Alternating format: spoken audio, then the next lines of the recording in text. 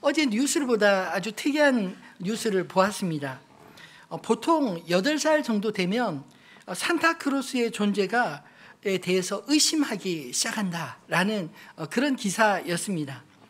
영국 일간지 가디언에 따르면 미국 텍사스 심리학과 교수인 캔디스 밀스가 산타를 더 이상 믿지 않는 6살부터 15살 어린이 48명과 그들의 부모 중 44명 그리고 성인 383명을 인터뷰한 결과 아이들 대부분은 8살 무렵 이제 초등학교에 막 들어가서 아이들한테 야 산타 없는 거야 이렇게 들을 때 충격을 받고 멍하지만 어느샌가 의심하기 시작한다 이런 내용이었습니다.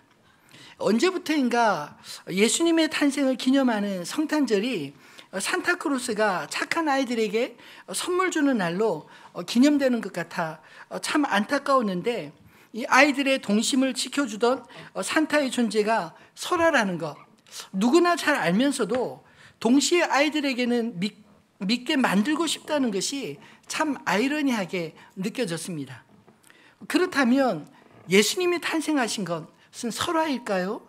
아니면 역사적 사실일까요? 예수님의 탄생 역시 너무 오래된 이야기지만 만약 역사적 기록조차 없었다면 어쩌면 산타크로스 같은 이야기처럼 들리지 않았을까요?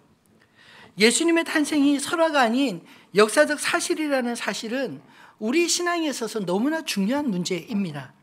왜냐하면 그것은 우리의 신앙의 뿌리, 근간과도 같기 때문입니다. 마치 산타크로스와 같이 내가 믿고 싶은 것을 믿느냐 아니면 우리의 신앙이 역사적 사실에 기초한 믿을 수밖에 없는 사실을 믿느냐 이런 차이가 아닐까요? 그런 의미에서 오늘 우리가 읽은 이 누가복음의 말씀은 너무나 중요한 기록이라 할 수 있습니다. 1절 2절 말씀에 보면 그때 가이사 아구스토가 영을 내려 천하로 다 호적하라 하였으니 이 호적은 구레뇨가 수리아 총독되었을 때 처음 한 것이라. 누가는 예수님의 탄생을 역사적인 두 인물 로마 황제 가이사 아구스토와 그리고 수리아의 총독 구레뇨의 이름을 언급하고 있습니다.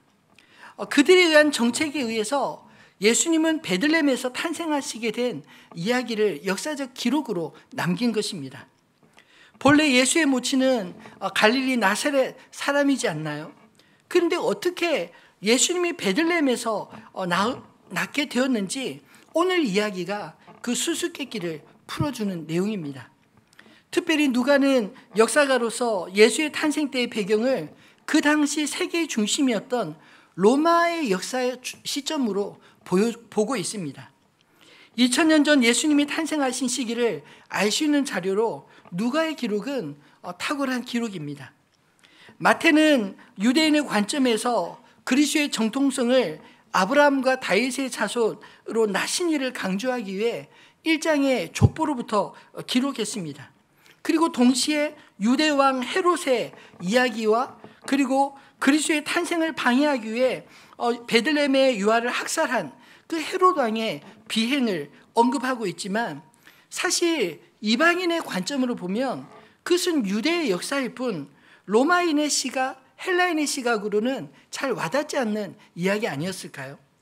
근데 누가는 이방의 헬라인들과 로마인들을 위해 오늘 이 누가복음을 기록하고 있기에 예수의 탄생이 로마의 가장 위대한 황제로 추앙받았던 가이사 아우구스투스 당시의 사실이었던 것을 로마인이나 헬라인이 알아듣기 쉽게 이야기하고 있습니다.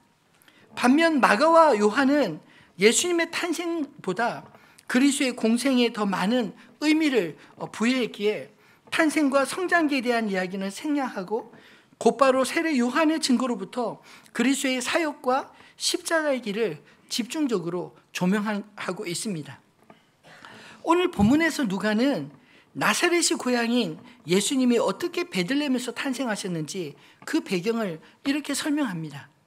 본문의 기록을 보면 마치 힘없는 사람들이 권력자들에 의해 움직일 수밖에 없는 그런 딱한 처지처럼 보여지지 않나요?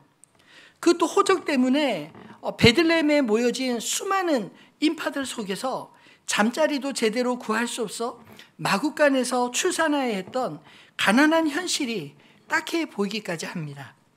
그럼에도 불구하고 우리는 그리스도의 탄생일인 이 크리스마스를 1년 중 가장 아름다운 날로 기억합니다. 거리에 캐롤송이 울려 퍼지고 크리스마스 추리가 멋들어지게 장식하기 때문인가요? 산타가 어린이에게 선물 주는 날이기 때문입니까? 아닙니다. 이 땅에 하나님이 주신 가장 큰 선물, 그리스도를 이 땅에 육신을 입고 태어나게 하신 날이기 때문입니다. 그리스도께서 탄생하신 생일을 모든 인류가 축하해야 하는 이유는 무엇일까요? 첫 번째로 예수의 탄생이 위대한 이유는 가장 높으신 하나님이 스스로 가장 낮추어 낮은 자로 이 땅에 성육신 하셨기 때문입니다. 예수님이 탄생하시기 전 약 700~800년 전에 활동했던 이사야 선지자는 하나님께서 친히 이 땅에 육신을 입고 탄생할 날을 바라보며 이렇게 예언하고 있습니다. 이사야서 9장 6절로 7절 말씀을 같이 읽어볼까요? 이는 한 아기가 우리에게 낳고 한 아들을 주신 바 되었는데 그의 어깨에는 정사를 메었고 그의 이름은 기묘자라 모사라 전능하신 하나님이라 영존하시는 아버지라 평강의 왕이라 할 것임이라.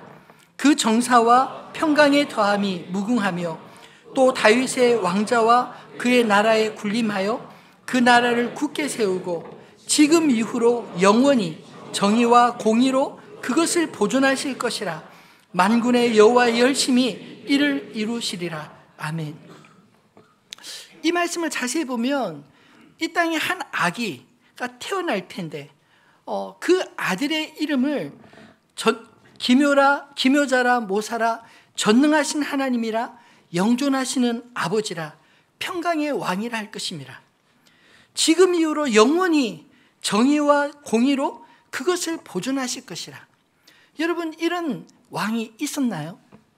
아무리 위대한 왕도 영원히 혹은 성경의 이야기, 오늘 본문에서 이야기한 것처럼 전능하신 하나님, 영존하시는 아버지, 평강의 왕, 이런 말을 붙이시는 사람은 하나도 없습니다. 이것은 오직 그리스도 예수가 이 땅에 육신을 입고 하나님이 이 땅에 오실 것에 대한 그런 예언이 아니겠습니까? 근데 이런 예언과 같이 예수님의 실제 탄생 모습을 살펴보면 우리가 상상하는 고상한 그런 장면과 너무 다르게 보이지 않나요? 마구간에서 태어났다. 성화를 보면 아주 거룩한 모습으로 그렇게 말과 양들이 이렇게 조용히 있고 이렇게 그 환한 불빛이 따뜻한 분위기를 연출해 보이지만 실제 마구간의 모습이 그런가요? 냄새나고 불결한 곳이지 않습니까? 오죽 잠잘 곳이 없었으면 아이를 낳아야 되는데 이슬이라도 피할 곳을 찾느라 이 요셉과 마리아가 마구간을 빌려 갈 수밖에 없는 그런 딱한 처지였습니다. 왜냐하면 베들레헴에 그 당시에 그 호적을 하러 다윗의 자손들이 수없이 몰려왔었기 때문입니다. 만약 요셉이 부자였다면 어땠을까요? 만약 요셉이 권세 있는 가문의 사람이었다면 아마 잠잘 곳 없어 소나 양을 키우는 마구간에서 예수를 낳았을까요? 그리스도께서 마구간에서 탄생하셨다는 것은 그 당시 베들레헴의 분주한 상황뿐만 아니라 요셉과 마리아의 형편이 어떠했는지, 그들이 참으로 가난한 그런 신혼이었던 것을 보여주고 있습니다. 누가는 의도적으로 예수의 탄생 시점을 로마 제국 최초의 황제 가이사 아구스토 때 탄생하셨다고 기록하고 있습니다. 그는 로마 통치자 중 가장 위대한 인물이지 않나요? 가이사는 훌륭한 행정가였고 제국의 재정 상황을 세밀하게 살피는 사람이었습니다. 제국의 내란을 종식시키고 로마 제국 전역의 번영과 평화, 팍스 로마나를 이룬 그런 황제로 추앙받았습니다. 그는 주전 27년부터 주 14년까지 통치한 실존의 황제입니다. 신처럼 떠발뜨던 로마 황제의 모습은 진정한 하나님이시면서 육신을 입고 오신 구유의 작은 아기와는 너무나 대조적으로 보여지지 않습니까? 제국의 변방, 그것도 호적하라는 칙령 하나로 자기가 살던 곳에서 무려 130km 움직이게 만든 권력자의 모습과 아무런 힘없이 그저 그 칙령 하나에 움직일 수밖에 없었던 요셉과 마리아가 참 대조적으로 비춰지지 않습니까? 그것도 아이가 태어날 숙초조차 얻지 못해 마구간에서 태어나신 그리스도와 그 시대의 황제의 모습은 너무나 대조적인 모습입니다. 선지자 이사야 예언대로 아기의 모습으로 오신 하나님의 모습이 이처럼 초라하게 보이는 이유는 무엇일까요? 왜 하나님께서 자신의 아들을 태어나게 하시면서 굳이 이 소나 양을 키우는 마구간에서 태어나게 하셨을까요?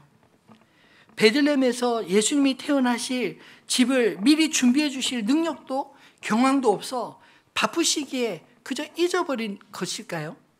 아닙니다.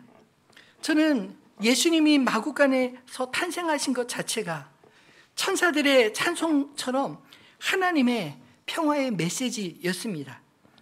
그리스도께서 이 땅에 오신 이유는 힘없는 인간들 위해 군림하시기 위해 오신 왕이 아니라 죄와 사망으로 멸망할 수밖에 없는 인간들을 구원하시기 위해 오신 평화의 왕인 것을 그렇게 탄생하신 모습을 통해 메시지로 전하고 있는 게 아닐까요?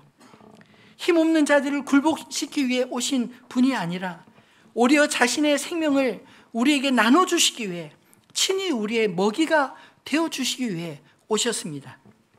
가장 높으신 하늘 보좌를 버리시고 가장 낮은 자의 모습으로 아무런 힘도 없이 자신을 온전히 다른 사람들의 손에 맡게 하는 그저 사랑스러운 아기의 모습으로 이 땅에 오신 것입니다. 이 성육신의 메시지는 전적으로 하나님 자신을 인간의 손에 내어 맡기셨다라는 것입니다. 이것이 가장 위대한 탄생의 이유가 아닐까요? 죄인으로 마땅히 죽을 수밖에 없는 인간을 위해 지극히 높으신 하나님이 자신을 가장 연약한 아기의 모습으로 죄인들의 손에 맡기신 것입니다. 왕이신 예수께서 우리를 구원하시기 위해 인간의 몸을 입고 이 땅에 오셨을 때 우리 인간이 드린 것은 고작 구유밖에 없었습니다. 그래서 어떤 신학자는 말하기를 우리 인류를 구원하러 오신 하나님의 아들에게 우리 인류가 최초로 준 선물은 구유였으며 마지막으로 준 선물은 십자가였다라고 말했습니다. 참 어울리지 않는 왕에 대한 선물이 아닌가요? 이처럼 그 어느 누구도 베들레헴 마구간에서 태어나신 예수를 주목하는 사람이 없었습니다. 주님은 그렇게 조용히 인간의 역사 속으로 들어오셨습니다. 가난한 자, 병든 자, 죄로 인해 신음하는 자들을 가장 잘 이해하시기 위해 스스로 낮아지신 예수님을 그의 공생애가 시작되기 전에는 누구도 그리스도로 알아보는 이가 없었습니다. 심지어 오직 하나님만이 하실 수 있는 권능과 말씀을 전하신 공생의 기간 중에도 예수님을 오실 그리스도로 알아보지 못한 사람들이 대부분이지 않았나요? 그중 한 사람 사울이라는 청년도 예수를 그리스도로 받아들이지 못하고 종교 지도자들의 하수인이 되어 예수의 십자가의 죽음을 당연히 여겼던 사람이었습니다. 그런 그가 부활하신 예수님을 만나고 난 이후에 예수를 바라보는 시선이 180도로 바뀌었습니다. 사울이라는 본래의 이름도 버리고 바울이라는 이름으로 작은 자라고 자신을 칭하며 그리스도의 제자가 된 그는 이전에는 율법을 쫓아 나사렛 예수를 출신 성분으로 판단하고 절대로 그리스도 없다 정죄했지만 부활하신 예수님을 만나고 난 이후에는 예수 없이는 우리 인간에게 소망이 없다, 구원이 없다, 그렇게 외치는 자 되었습니다. 바울이 성육신하신 그리스도에 대해 어떻게 깨닫게 되었는지 빌립보서 말씀을 한번 들어볼까요? 빌립보서 2장 5절로 11절 말씀입니다. 함께 교독하겠습니다. 너희 안에 이 마음을 품으라. 곧 그리스도 예수의 마음이니 그는 근본 하나님의 본체시나 하나님과 동등됨을 취할 것으로 여기지 아니하시고 오히려 자기를 비워 종의 형체를 가지사 사람들과 같이 되셨고 사람의 모양으로 나타나사 자기를 낮추시고 죽기까지 복종하셨으니 곧 십자가에 죽으심이라. 이러므로 하나님이 그를 지극히 높여 모든 이름 위에 뛰어난 이름을 주사 하늘에 있는 자들과 땅에 있는 자들과 땅 아래에 있는 자들로 모든 무릎을 예수의 이름에 꿇게 하시고 모든 입으로 예수 그리스도를 주라 시인하여 하나님 아버지께 영광을 돌리게 하셨느니라. 아멘.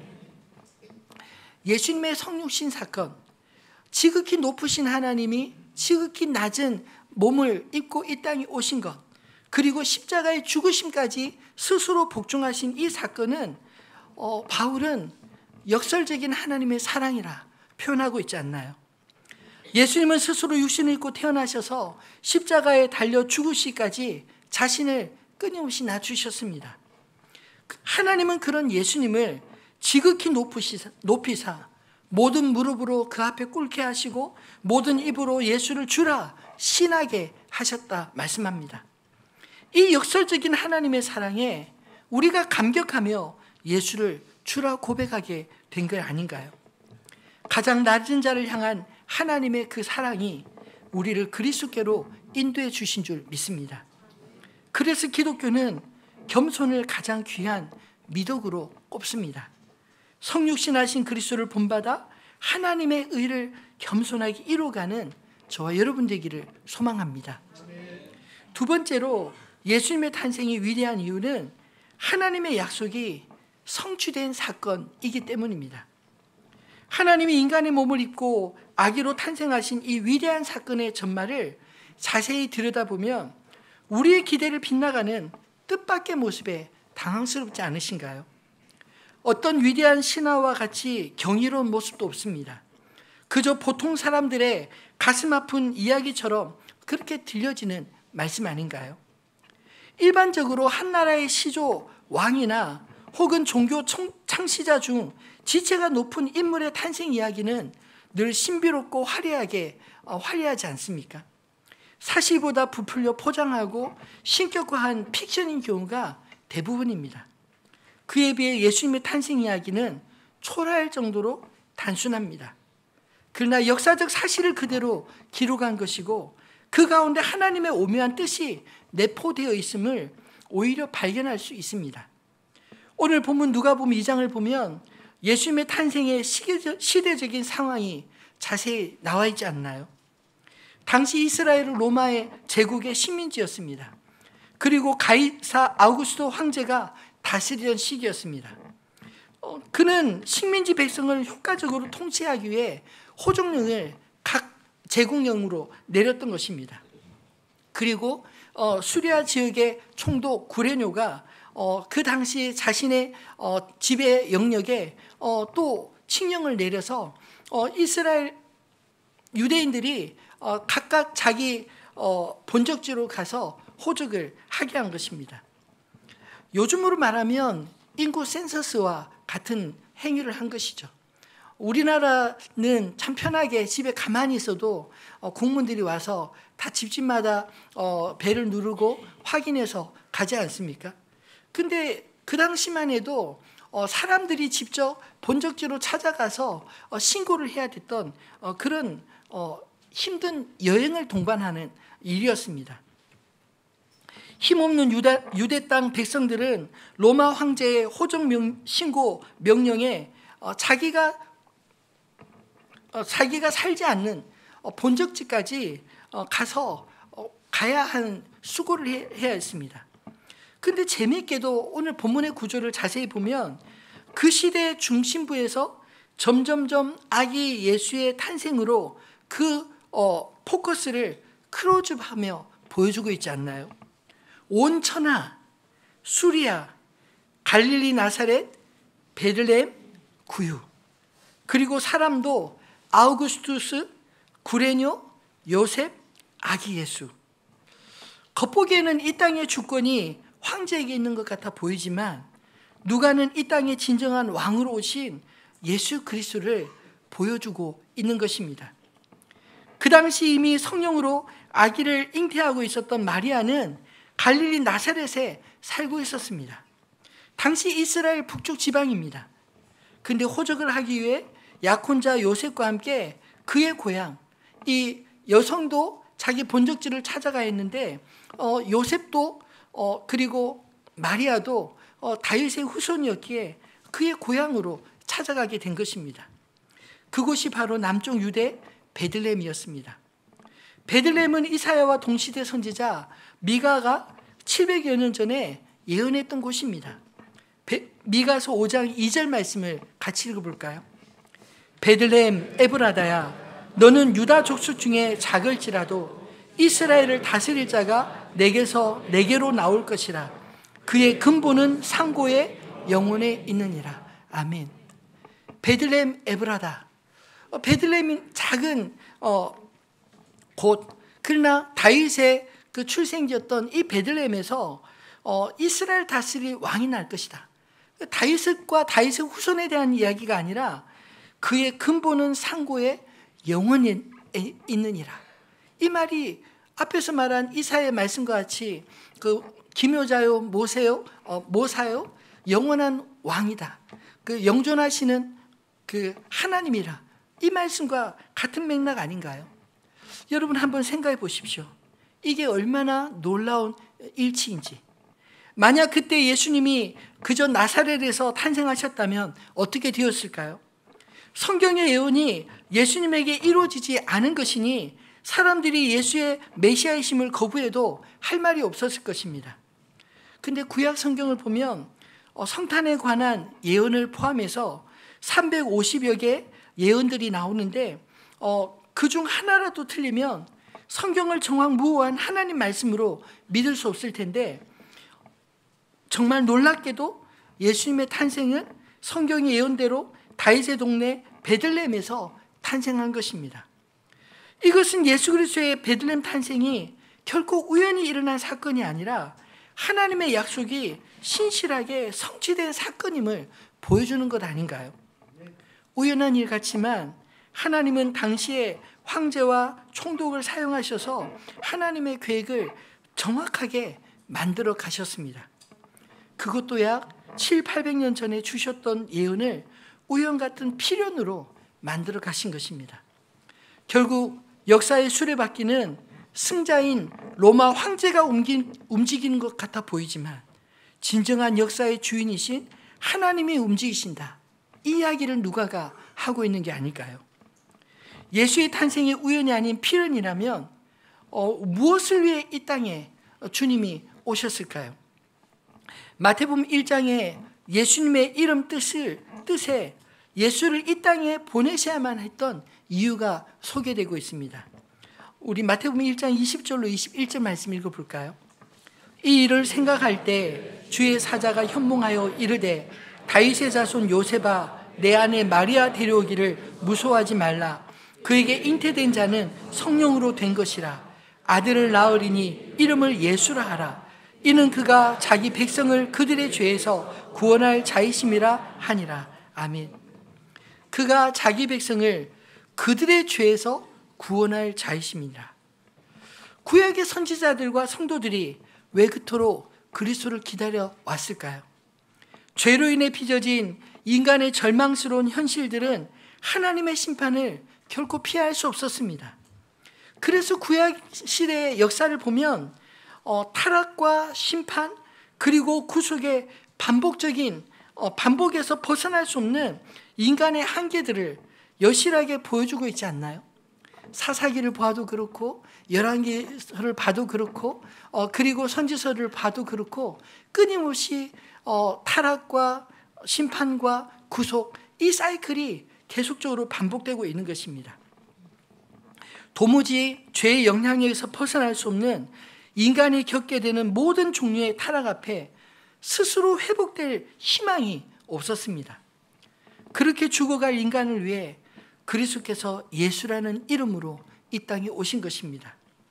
자기 백성을 그들의 죄에서 구원하기 위해 이 땅에 오셨습니다. 예수 안에 있는 사람들은 우리의 죄가 그리스도께로 전가되고 그리스도 예수의 의가 우리에게 덧 입혀져 하나님 앞에 의롭다함을 얻게 된 줄 믿으시기 바랍니다. 뿐만 아니라 약속의 성취자로 오신 예수님의 탄생에는 또 하나 특별한 징조가 있었습니다. 예수가 구약의 성도들이 기다리던 그리스도이심을 알 수 있도록 그 어떤 위대한 인물과도 확실하게 다른 하나의 차이를 이사야 선지자를 통해 예언한 것이 바로 예수님에게 성취되었습니다. 마태복음 1장 22절로 23절도 이어서 읽어볼까요? 이 모든 일이 된 것은 주께서 선지자로 하신 말씀을 이루려 하심이니 이르시되 보라 처녀가 잉태하여 아들을 낳을 것이요 그의 이름은 임마누엘이라 하리라 하셨으니 이를 번역한즉 하나님이 우리와 함께 계시다 함이라. 아멘. 처녀가 잉태하여 아들을 낳을 것이다. 이사야서 7장의 예언이 예수님에게서 이루어진 것, 이것은 그 어떤 누구와도 비교할 수 없는 특별한 징조가 아닌가요? 예수님의 탄생은 이처럼 확실한 언약의 성취를 기초로 하고 있습니다. 우리가 예수 그리스도를 하나님을 온전히 믿을 수 있는 것은 이처럼 그리스도의 탄생과 생애와 죽음이 한결같이 하나님의 약속대로 성취되었기 때문인 것입니다. 역사상 가장 위대한 황제조차 자신의 의도로 움직이게 할 수 있는 하나님은 시끌벅적하게 일하시진 않으시지만 정확하게 당신의 시간에 당신의 계획대로 역사를 움직여 가십니다. 그래서 결국 이 땅의 역사는 인간의 뜻이 아니라 하나님의 뜻이 만들어져 가는 줄을 믿으시기 바랍니다. 우리의 시선이 하나님을 바라보기 시작한다면 우리 인생 가운데 하나님의 역사심, 내 삶의 속에서도 발견하게 될 줄로 믿습니다. 말씀을 맺겠습니다. 성탄절이 감격스러운 것은 단지 그날이 예수님의 생일이라기보다 우리와 함께 살기 위해 하나님이 친히 인간의 몸을 입고 오셨기에 더 소중한 날이라 말할 수 있는 게 아닐까요? 하나님은 먼 곳에 계시지 않습니다. 지금도 성령 하나님으로 우리와 함께 하심을 믿으시기 바랍니다. 요즘 금리는 최고점이고 경기가 어려워 많이 다들 힘드실 줄 압니다. 모두가 다 겪는 어려움이지만 이 모든 상황 가운데서도 하나님이 우리와 친히 함께 하신다는 그 사실을 임마누엘 하나님 되심을 기억하시기 바랍니다. 뿐만 아니라 이렇게 어려운 힘든 시절을 보내면서도 우리가 기억해야 할 것은 나보다 더 어려운 이웃이 주변에 늘 있다는 사실입니다. 베들레헴에 모여진 사람들 가운데 요셉과 마리아가 예수의 출산을 앞두고도 빈방을 찾지 못했던 것처럼 주님을 위해 내줄 빈방이 없다면 주님은 여전히 우리 인생의 가운데 찬밥 신세가 되지 않을까요? 물질 만능주의 시대에 돈이 최고라고 여기는 이 시대에 우리는 성육신하신 그리스도, 약속을 성취하신 하나님이 나의 주 되심을 우리의 삶을 통하여 고백하여 하며 살아야 되지 않을까요? 이 땅에 눈에 보이는 역사와 눈에 보이지 않는 역사가 존재한다고 믿습니다. 눈에 보이는 역사는 사람들에 의해, 그것도 오늘 본문과 같이 승자인 로마 황제 아우구스투스에 의해 쓰여진 역사처럼 보여지지만, 그러나 눈에 보이지 않는 역사는 황제와 총독조차 하나님의 역사를 위해 동원하시는, 하나님이 써가시는 구원의 역사인 것입니다. 그리스도의 탄생은 보이지 않는 하나님의 역사의 정점의 이야기 아닐까요? 예수님의 탄생으로 이 땅에 하나님의 나라가 시작되었습니다. 하나님의 통치가 예수를 믿는 하나님의 백성들을 통하여 이 어두운 세상에 빛을 가져왔습니다. 우리와 함께 하시는 주님의 빛이 우리 안에서 세상을 향해 비춰지기를 소망합니다. 우리가 성탄절을 1년에 한 번씩 지켜야 하는 이유가 뭘까요? 저도 제 생애 가운데 저의 나이만큼 성탄절을 보내었습니다. 성탄절은 임마누엘, 우리와 함께 하시는 하나님을 기억하기 위한 절기입니다.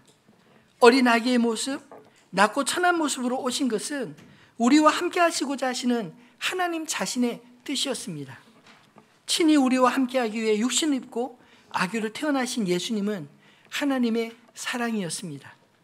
오늘 오후에 성탄 전야 축제를 우리 주일학교 우리 자녀들이 준비하고 있습니다. 좁은 본당에 아이들까지 다 참여하면 들어갈 자리가 좀 비좁겠지만 영상 예배실을 다 열어서라도 성탄 축제를 열려고 합니다. 왜냐하면 우리 아이들에게 성탄의 의미와 추억을 남겨주지 않으면 우리 아이들에게 신앙의 추억으로 무엇이 남을 수 있을까요?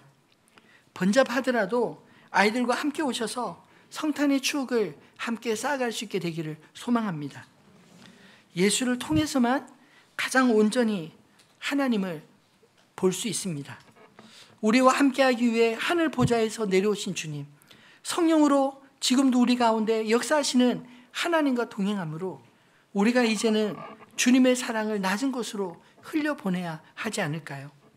성탄의 주인공은 그리스도이시지만 성탄을 통해 그리스도께서 사랑하시는 사람들을 주님의 마음으로 바라볼 수 있게 되기를 소망합니다.